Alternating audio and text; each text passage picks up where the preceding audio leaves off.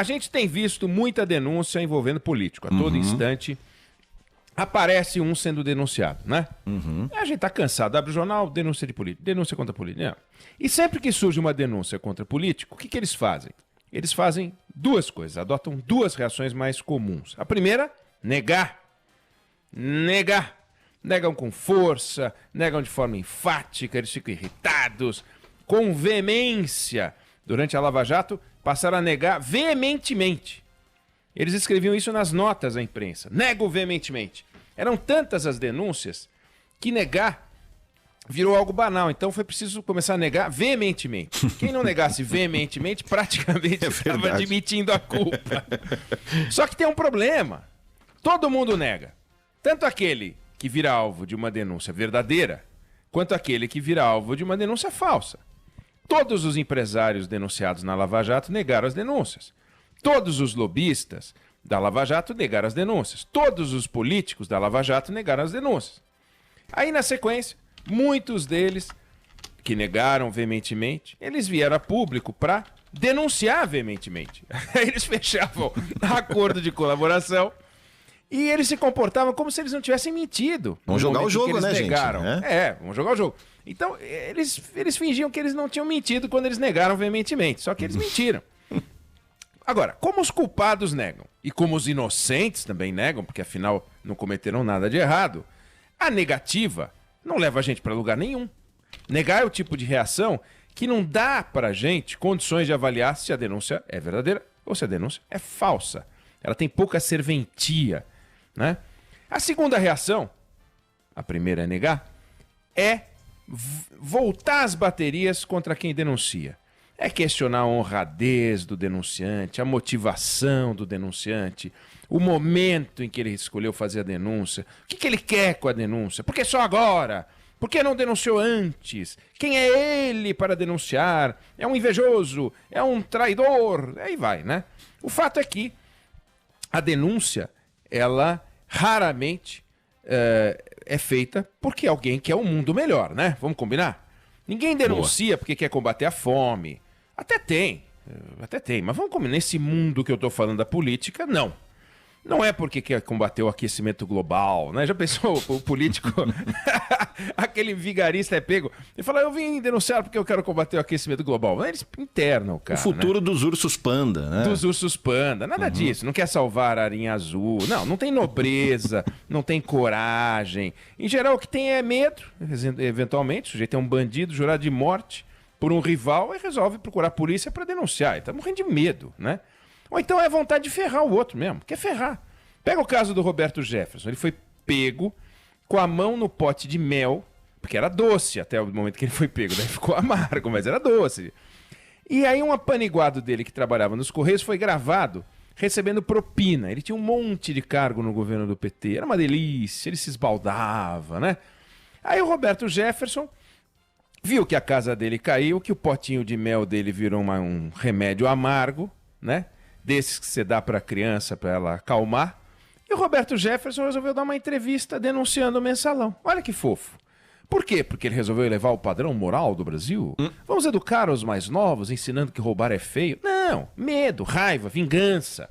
Qualquer coisa, mas menos algo edificante, né? O que nos leva ao empresário Paulo Marinho, que ontem, em entrevista publicada no jornal Folha de São Paulo, a jornalista Mônica Bergamo, ele denunciou o Flávio Bolsonaro.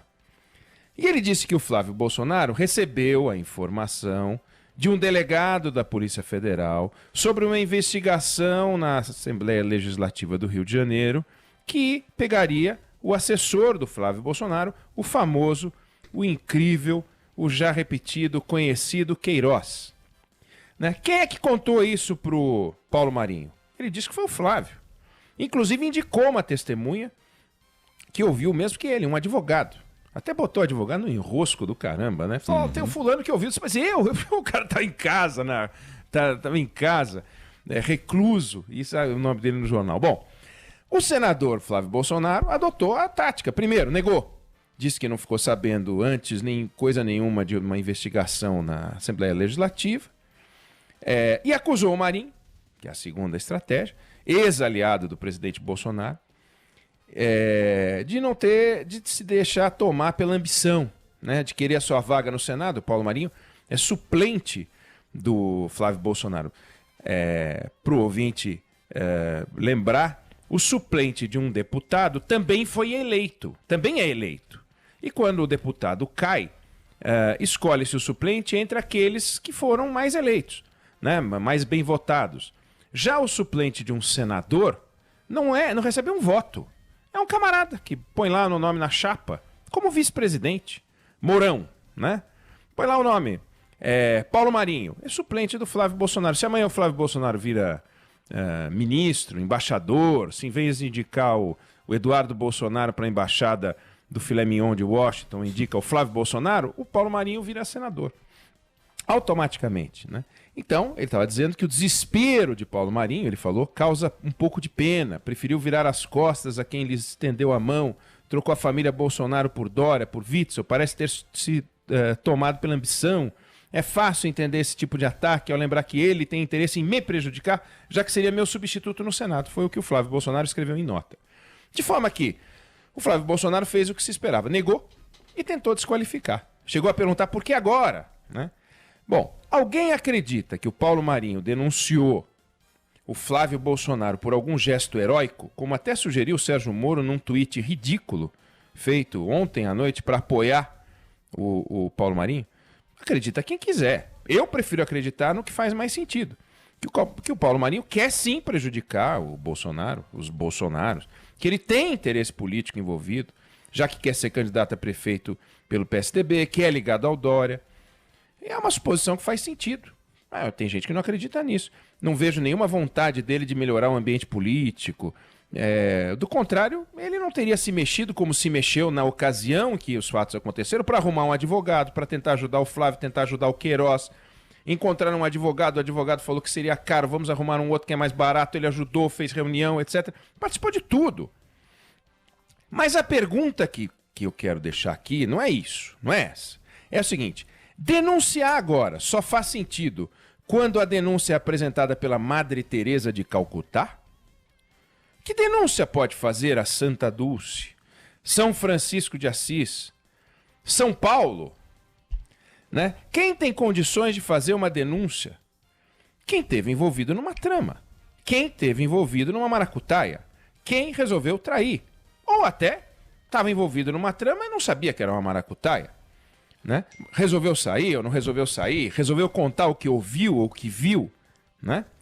Resolveu contar agora, por algum motivo. Mas e daí? E se ele contasse há 6 meses? Ia mudar o quê? A história ia ficar mais verdadeira? O Flávio Bolsonaro diria, bom, posto que ele contou exatamente no momento em que os fatos aconteceram, eu queria dizer que é verdade. E se ele contar daqui a 6 meses, ninguém vai nem ouvir? O Procurador-Geral da República vai falar, não, de jeito nenhum. Esse cara esperou 2 anos e meio, gente. 2 anos e meio, não vamos investigar. Né? Pouco importa. O Paulo Marinho estava envolvido na história. Segundo o relato dele, quando ele ficou sabendo das preocupações do Flávio Bolsonaro, ele arrumou um advogado, participou da reunião, ouviu que o Flávio teve acesso à informação privilegiada, não ficou indignado na época, ou ficou e guardou para ele, porque ele não pegou e chamou toda a imprensa e falou, pessoal, acabo de ser procurado pelo Flávio Bolsonaro e eu estou indignado e eu quero rever todo o sistema político nacional. Não aconteceu nada disso. Ele participou de uma armação, né, para tentar arrumar, proteger, etc. e tal. A questão que interessa não é de onde vem o disparo. Não importa se é uma garrucha, né? Se é uma 12, se é um 38, se é um 45, se é uma .40, não importa. A questão é a seguinte, atingiu o alvo ou não atingiu o alvo? A pergunta é, a história é verdadeira ou a história é falsa? Não importa as motivações do Marinho.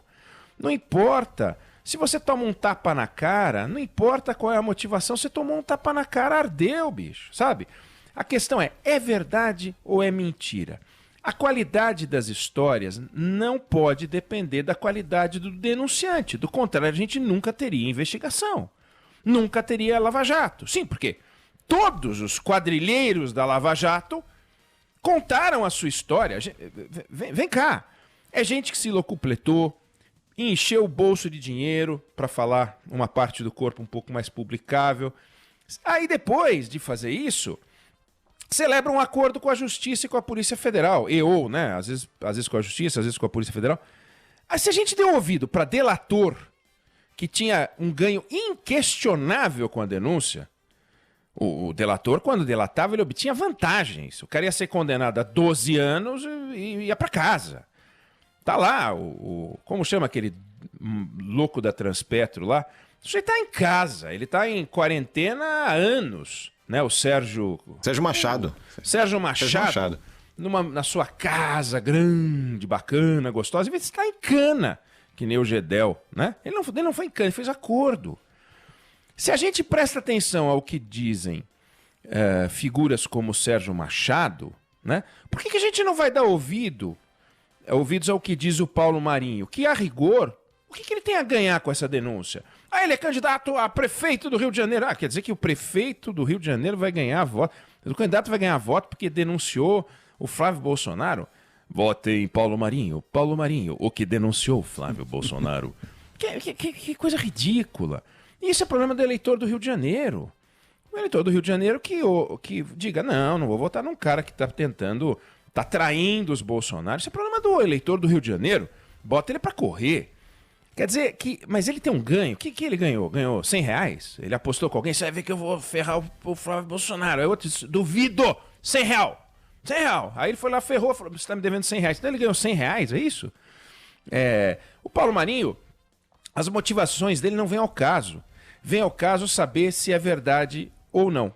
Por que vem ao caso saber se é verdade ou não? Porque a gente é curioso, porque a denúncia diz, olha, o Flávio Bolsonaro fez pum no elevador. Não. O que ele está denunciando é um crime sério, né? Ele está denunciando algo que aconteceu e que, se for verdade, torna uma série de afirmações feitas pelo Sérgio Moro mais críveis. Então, é ruim para o Flávio Bolsonaro, é ruim para o Jair Bolsonaro, é ruim, mas organiza as histórias. Se for falsa a história, você também tira isso da frente. De forma que, quando você tem uma denúncia séria, uma denúncia grave, em vez de olhar para quem denuncia, vamos investigar. Investigue. Foi o que determinou o Procurador-Geral da República. O caso é sério. Vamos investigar. A denúncia é séria. Vamos investigar. Então, só a investigação vai poder provar se o Paulo Marinho, apesar de ter demorado, apesar de ter as motivações políticas que possam identificar nele, está falando a verdade. Ou se tudo que se pode dizer está errado. Fato é, tem um cara chamado Queiroz, esse é um daqueles prédios em cidade pequena, a torre da igreja, que você vê de todos os pontos da cidade. A Torre da Matriz. A Torre da Matriz, que você vê de todos os pontos de uma cidade pequena, tem uma cidade onde tem uma torre lá chamada Queiroz. Você vê de todo lugar. Desde que começou o governo Bolsonaro, tem um Queiroz rondando. Queiroz pra cá, Queiroz pra lá, Queiroz pra lá. Precisa resolver essa novela do Queiroz. Tira da frente. O Queiroz aprontou e o Flávio Bolsonaro não sabia. Pau no Queiroz. O Queiroz aprontou e o Flávio Bolsonaro sabia. Pau no Queiroz, pau no Flávio Bolsonaro. O que é pau? Não sei, o que a lei mandar. Né? O que a lei manda? Existem várias investigações já feitas, incontáveis, sobre rachadinha. A lista é interminável.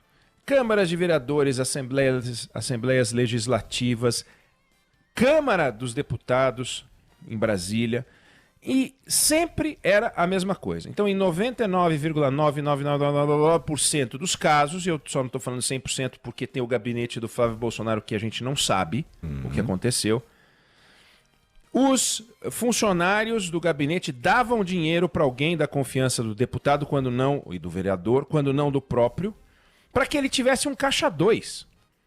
Então o camarada ganhava na farmácia 2.000, ele ia ganhar 5 no gabinete. Mas de 2 para 5, 3,5 tá bom, né? Então você fica com 3,5 e me dá 1,5. E devolvia 1,5 pro deputado, ou pro vereador.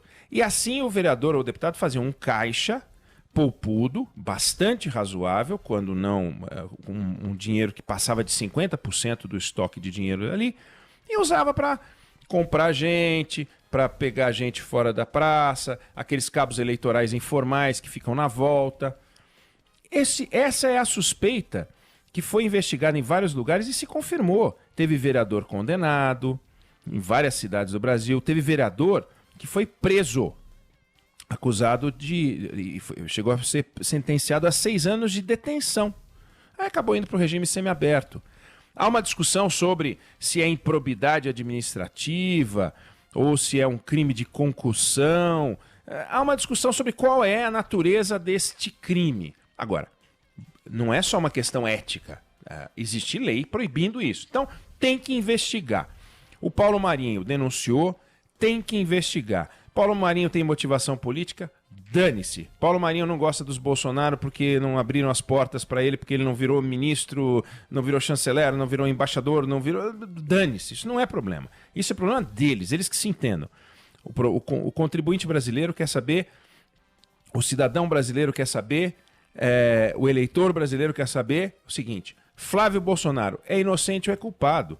Se o Queiroz é culpado ou não, cana no Queiroz, pau no Queiroz, ou então e o Flávio Bolsonaro, se for inocente, que se peça desculpa. Todos têm que pedir desculpa porque ele ficou aí, né, sob um manto de suspeita, mas precisa esclarecer. Então uma investigação séria é fundamental nesse caso.